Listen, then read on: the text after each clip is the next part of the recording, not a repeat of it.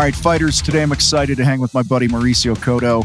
He is a kick-ass home improvement contractor out on the East Coast, and we're going to have a great conversation today about where he's come from, where he's going, some of the challenges that he's overcome, and all that good stuff.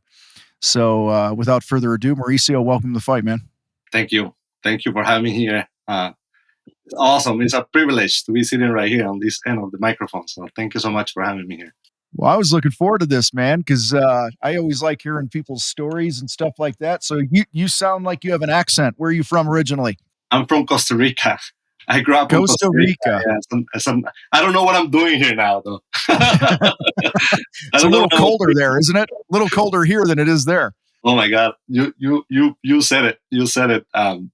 Yesterday we got a huge storm hitting this way, and then this morning was ice everywhere. In the meantime, my brothers and sisters are sending me pictures from the beach and then how they live over there. So, oh my! Were you born there? I was born here. Yes. No, I was born on Costa Rica. I moved here when I was 18 years old. Okay. So what was that like, coming from there to here? It was a big, huge change on my life. When I grew up, man, in a neighborhood where soccer is the main thing. Soccer is all you breathe and live. And then other than that was like surfing, going to the beach, hiking on the jungle with a machete behind you at all times. It was quite a life there. When I moved here, I moved in the middle of the winter time. So oh no! I think I arrived. I flew to Florida, and I took a bus to Washington D.C., where I met up with my uncle. I got off the bus with shorts and sandals, not like 18 years old, not thinking. I didn't even know what cold feels like. Yeah. So that was a transition. Yes, Costa Rica, D.C. is a transition. Oh, man. All right. So you came here at 18, and what are you now? 40-something? I'm 45 now. 45. All right. Yes. So what's that, 27 years, if my math is right? Something like that? Something, yes. I took a break on 2008 when the economy crashed, and I went back to spend time with my family again. Okay.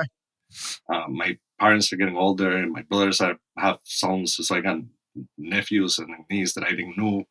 And the economy was so terrible. I ended up losing my husband. And, so I just took off and went back. Spent 4 years surfing again and hanging out with my dad. I told my dad that we both retired at the same time. So I was living with my dad on his house in his farm for a while, spending all my savings. And then I ended up meeting my wife, and then we got married there. We spent another year in Costa Rica, and then she got this crazy idea of coming back, and I agreed to it. It's all her fault, man. You know, she forced you to do it, didn't she? She did. She handcuffed me and took me here. So tell us about your business, man. What do you do? I spent my whole life on residential, new homes industry. I worked for many, many different builders and settled thousands of houses in my entire career. And then somehow the market or the business, it was not what I thought it was going to be. I was just one more number on the millions of houses that I think they sell. And then it was no appreciation, no. You're just a guy working out there. And I got fed up to it. I always admire people and how they work, especially like on the trades. If you actually physically get the opportunity to see a roofer shooting nails in those shingles, it's like, oh my God, how can you do it so precisely and so fast? So I developed a huge admiration for all of those guys that work out there. And then I quit. Somehow it just clicked. You know what? I'm going to stop and I'm going to start my own thing. I'll figure it out. And thanks God that I find you on the way. So when did you start your own? 2018. 2018. And you do predominantly remodeling, design, build stuff? Is that your thing? That's your thing, right? It's little by little. In the beginning, it was like replacing this hardwood floor and then fixing the drywall and then doing this bathroom. And then next thing you know, I'm renovating an apartment. I'm renovating a full house. And then one thing got me to another one. And that's what we do now. That's cool, man. So you went from just chipping away like most of us do to building a pretty sweet business for yourself. And you said, so when did you find the fight?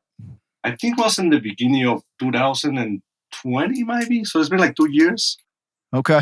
Yeah, I'm pulling up one of the things you said in your form that you filled out when we were setting this all up was one of the things that you wanted to talk about a little bit was growing your business after a couple of years of listening to the fight. So what was your business like pre-fight, and then what are some of the things that you implemented and changed to help you scale and all that? What did that look like? I think everything changed from the way that I see my community, myself, my work, the people that work with us. The whole thing changed. It's like the way I think completely changed. I'm more secure about myself. I barely have any head trash anymore. I'm very positive and passionate about what I do, and I share that with everybody.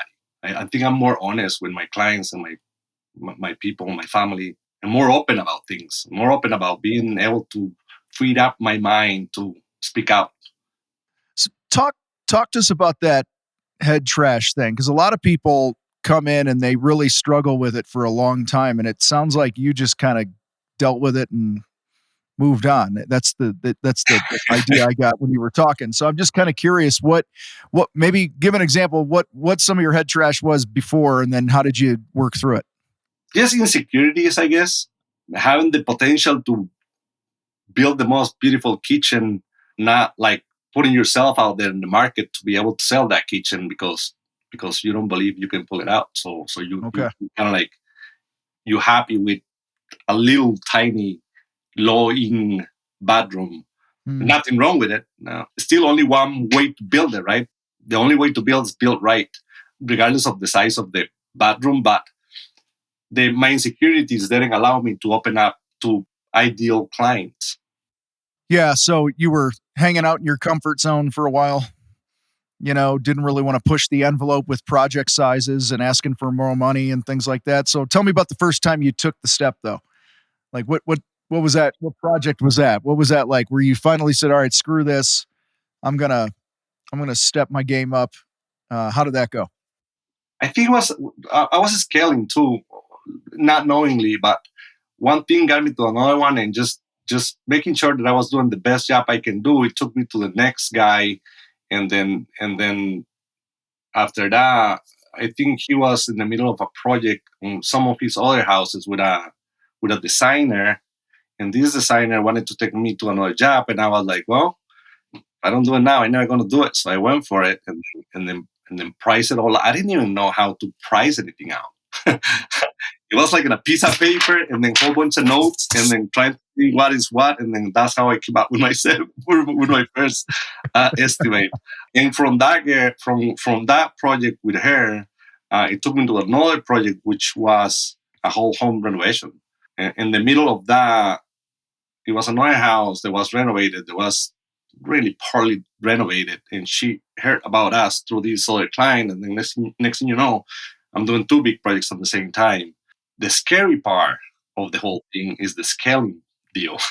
when you have two guys or one guy and yourself, and you figure like, well, now I have to get somebody to do accountings for me, and I'm a bookkeeper, and I need somebody in marketing, and I'm gonna need more employees, and I do my projection for the next year, and I see for these projections to be able to make what I want to make, I'm gonna have to increase the amount of people that I get, so I have to increase the sales, so I have to put more money on it. And then you're still not doing all these jobs, but you have all these expenses, right? So it's a scary thing to do. So how'd you deal with that, man? We hear that a lot. Guys are like, should I get the work? Should I hire first? I'm curious how you did it. Because I remember when I hired my first employee wasn't that bad because it was kind of on a part-time thing. My uncle lent me a guy. It was my cousin who was great. Then he ended up full-time. And then I'd borrow a couple guys from my uncle on and off because he was also a painting contractor. But then there came a point where at one point, we were really needed to step on the gas and hire. And I remember the pressure I felt when I made that commitment. Then you feel that pressure to just keep everyone working every day, right? You made them a promise. When we hire somebody, at least as an employee, right? We're making them a promise that this is a place where you can build your life and your family. So from that point on, it's no way back because you have all of these responsibility. Now it's not just you. Now you have these people, they actually have families and they all depend on you. So if you say you want to sell, now you need to sell. So now it's like, well, and I think that's where I am now. Now I have the responsibility. Now it's no way back. I have to sell. Yeah. So let's go back to scaling. So what advice do you give somebody who thinks it's time? What do you want to have in place before you pour gas on the business and grow it more, right?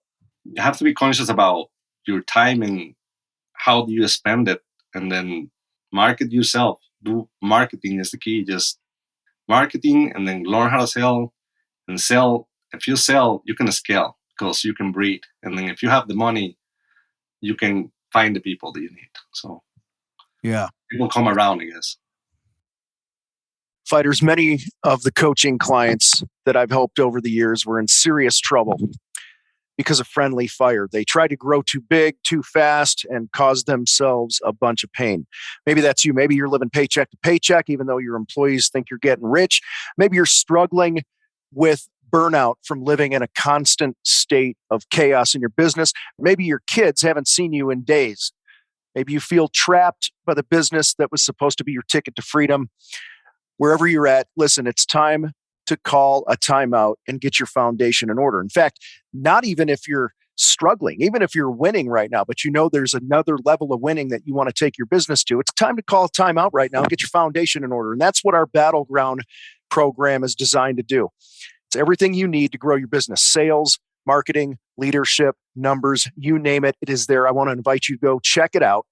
Our kick-ass group coaching program, Battleground, at thecontractorfight.com/battleground, and join an incredible community of other men and women who are kicking some serious tail in their business. thecontractorfight.com/battleground. What's your marketing plan look like? I'm just curious. We're redoing the website to begin with. We kind of already learned how to create traffic to the website, but I think our website was not doing what it's supposed to do. It was just doing nothing. It was just like a business card to give somebody. Now we're transferring this website into a sell tool where when people call me, I can tell them, just go to the website. You will get all the information you need there, and let's set up a phone consultation. Basically, that's what I tell when people call. Like, just go to the web. I want to know I want you to fill up the form that I have on the website. So when we talk, it's more like a project review instead of just a phone call.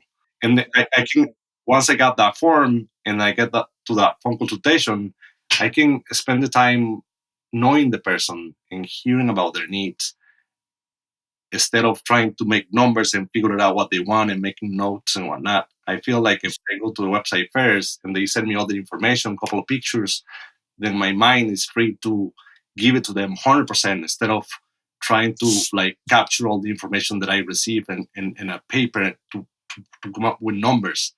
So yes, that's kind of where we are. And as far as like leads goes, to send them to the website, then we already know that we need to be active on social media, and then that's it. Just be part of the community.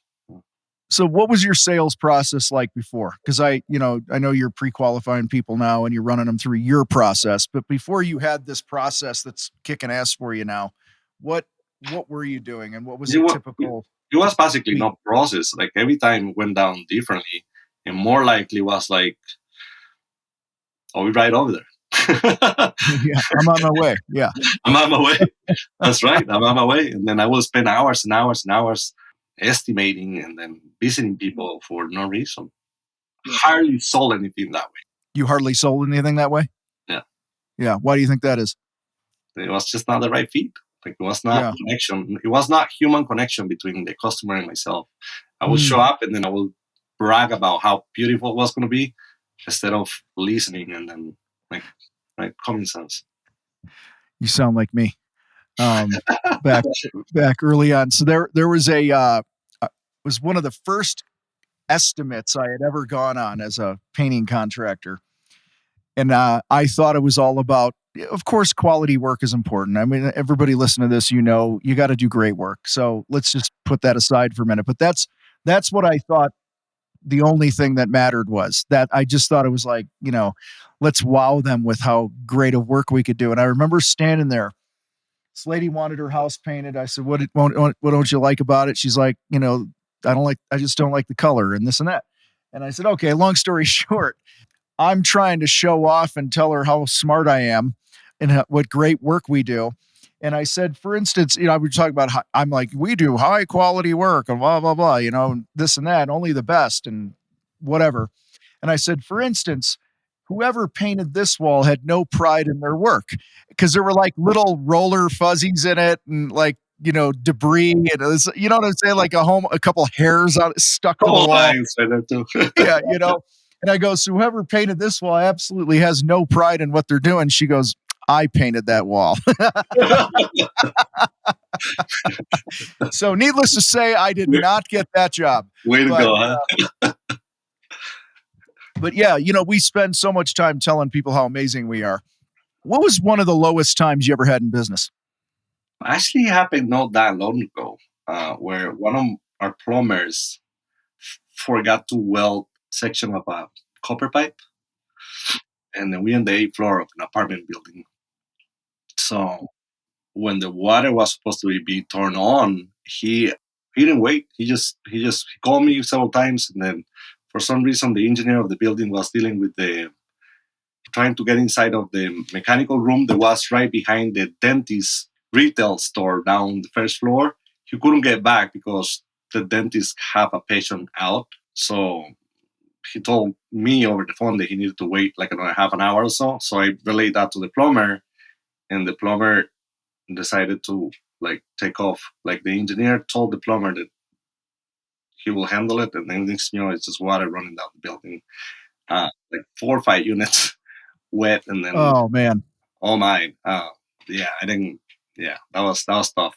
So I showed up right away, and then the first thing I did was went through every single apartment and introduced myself, and then apologize, and then offer my services to whatever they might need. Trying to be nice with my plumber was like, you know what, we figured it out. Let's get it fixed, and then we figure out money later. If you want to call your insurance, call your insurance. Whatever it is, we will just deal with it. I ended up fixing everything, and then that kind of like took all my money from other projects. Like the money was gone, and now how am I going to pull this out, right? So how long ago was that? Money stuff though. That was last year. That was on June last year. Yeah, okay. I'm still suffering from that. Yeah. I bet that was a kick. So yeah, that was tough. So how'd you stay positive through all that? Because I know a lot of guys end up going in the tank, right? Mentally. And I'm not saying you didn't from time to time. I think we all do. But I'm just curious, like, what was it that you were able to rally every day? I think having a clear vision of what I wanted to do and how that I want to impact my community and the people around me is an odd thinker right there. I just have to paddle through. There's no. I got no doubts that I will succeed. Thanks to you. A lot of that is thanks to you. You guide me in the right direction. You pull something on me that I didn't know I have. I might be I have it, but it was not coming out.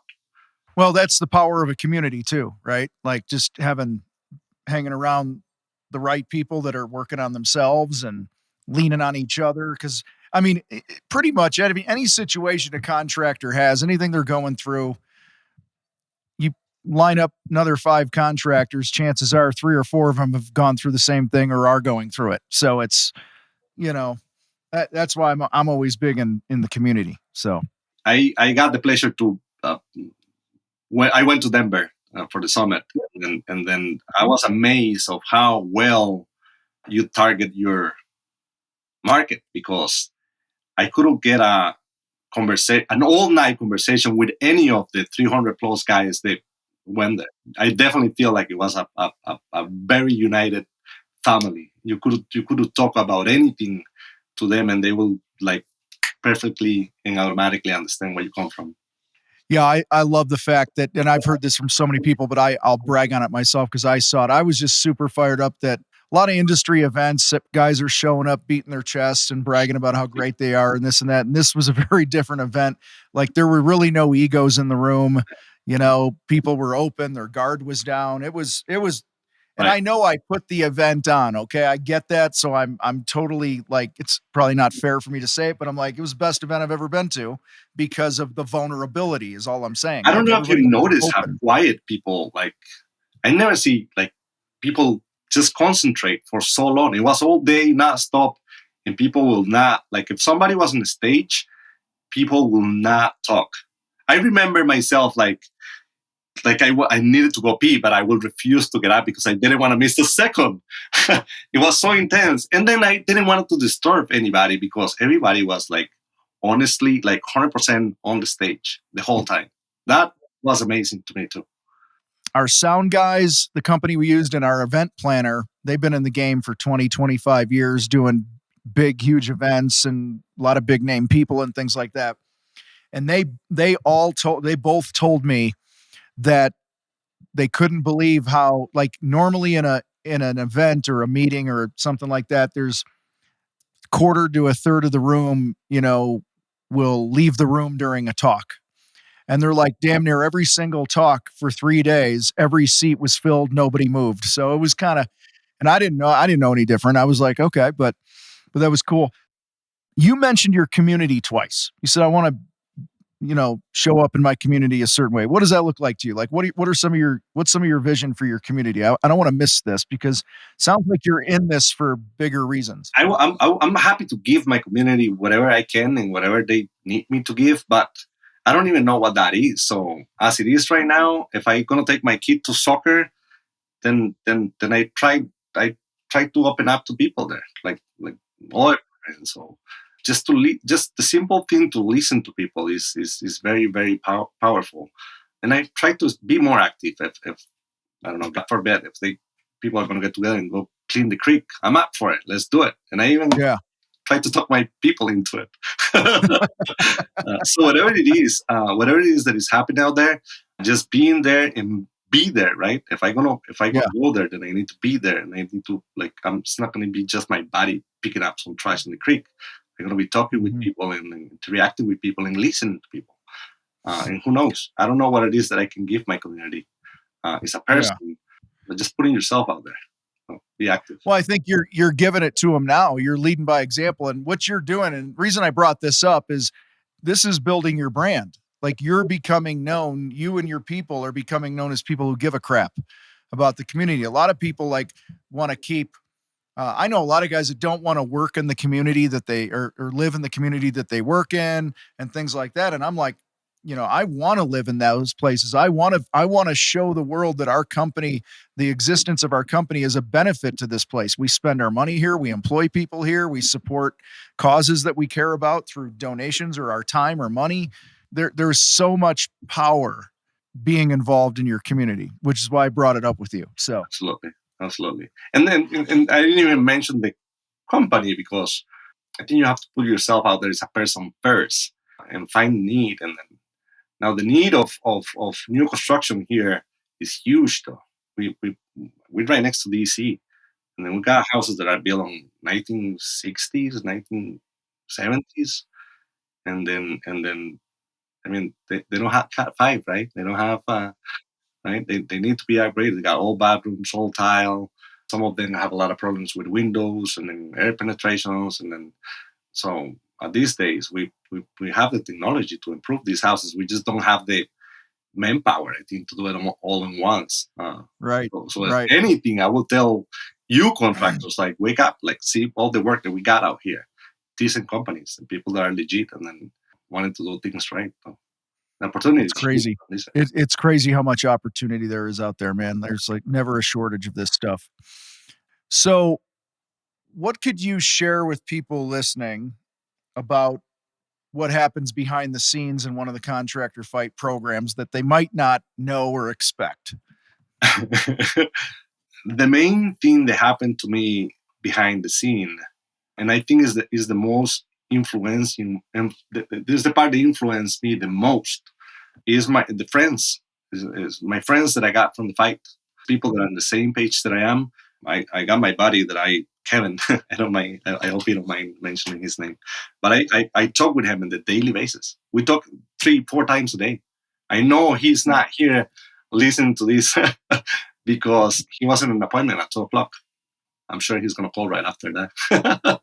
That's awesome, man. That's if I ask 100 people in the fight, 96 of them are going to say it's the relationships, it's the people, it's the friendships that usually is unexpected, actually. Like you join something, you're a part of it because you want to grow your business, you want to make more money and this, and then you learn how to do that, but then you end up, the added bonus is the relationships that you build, and I mean, I remember being in my first coaching program 20 years ago or whatever it was, where I was just a member in this coaching group, and I still have great relationships from 20 years ago that I met in there, and we've helped each other grow our businesses through the years, and it's good stuff. So I imagine you're still like friends with them. yeah. Oh, 100%. Yeah, like we still touch base a couple times a month or maybe more depending on the relationship, but and I keep saying to people, like, when you're running a business, you're not doing it in a vacuum, or you're not on an island by yourself. You know what I mean? Like you cannot do this without people and relationships, and obviously your employees and your customers and your vendors and stuff, but like your community and this and that, like you're in this together. And what I love about you, you have this great spirit about you where you're like, I can tell that when you're building relationships in the community, you're cleaning up a creek or whatever. And you just said it a minute ago. You're like, I don't talk about the business a whole lot because I think they got to get to know me as a person. I think that's a huge strength. Like that's an absolute strength for you to have, because people buy from people, not from businesses. Absolutely. Right. Absolutely. And I will not want to work with somebody that I don't have a connection with. Like it will be the worst. I would put my people through a lot of pain if I do that. If I sell a project that I shouldn't sell because we don't have that human connection, how he's going to explain me that he want a different color in the middle of the process? How's that conversation going to go down? Right. Yeah. So. Right. So let me ask you this. Before we get out of here, we got a couple minutes left. What's something that we should have talked about, or I should have asked you that we didn't? What comes to mind? You get the stage right now. You get the stage. Contractors literally all around the world are going to hear your voice. And what do you want to tell them, or what should we have talked about? I don't know, Tom. I think the information that you need in order to run a company is huge, though. There's so many different topics that we can choose to pick and talk about them. I think the main thing is focus on you and your trash can and live in the moment. Be here. If you're going to be here, be there right now. You have to be there 100%. Give your 100%. Answer the phone. I like that. Always answer the phone, right? Yeah. So I think we right on topic. There's so much we can talk about, but it comes down to the human part of the whole thing. I think that's what matters. Yeah. Well, dude, I love that you said that, because it was all about getting oxygen, right? Taking care of you. Like we could talk math and marketing and pricing and all sales, word tracks and all that other, but none of that stuff matters unless you're working on you. That's my biggest takeaway from your answer was like, man, you got to take care of you, and develop yourself and your head trash. And when you do that, I think the rest of it's easy. Right on. There's still struggles, obviously. You have water leak down, 4 units or whatever, but but that shit's always going to be there, though. That's the point. Like there's always going to be adversity. So you will only grow your business to be as strong as you are as an individual. That's my personal opinion. Because if I don't grow strong, I'm not going to call my team higher, right? And then they're not going to be as strong as they could be, and then we're just going to be at a plateau. You have to put yourself out there, right? You have to put yourself out there. Yeah. Just forget about the fears that you have, and then just market yourself and put yourself out there. I think a lot of good comes after that. Love it, man. Well, dude, before we get out of here, if somebody's in your area, DC area, out that way, what town are you in again, specifically? I'm in North Arlington. In North Virginia area, Arlington, Alexandria. Okay. Cover. Gotcha. How does somebody find you? Just go to my website, contigogrouponline.com. ContigoGroupOnline.com. We'll put a link in the show notes to this so people can check it out. If you want to go work for Mauricio, or you want to partner with him on a project or something like that, it'd be a great person to do that with. Absolutely. I actually going to correct that. It's contigogrp.online. grp.online. GRP. All right, cool. We'll put that in the show notes. So if you're listening to this, you could just click the button and go right there, check out what he's got going on. Well, dude, I appreciate you carving out some time to have a conversation today. Super appreciate you. There's always one little nugget that helps somebody somewhere in the world every time we do this. So I want to thank you for helping whoever you've helped today. You helped me, man. You're like a breath of fresh air, man. You got a great spirit about you, great energy.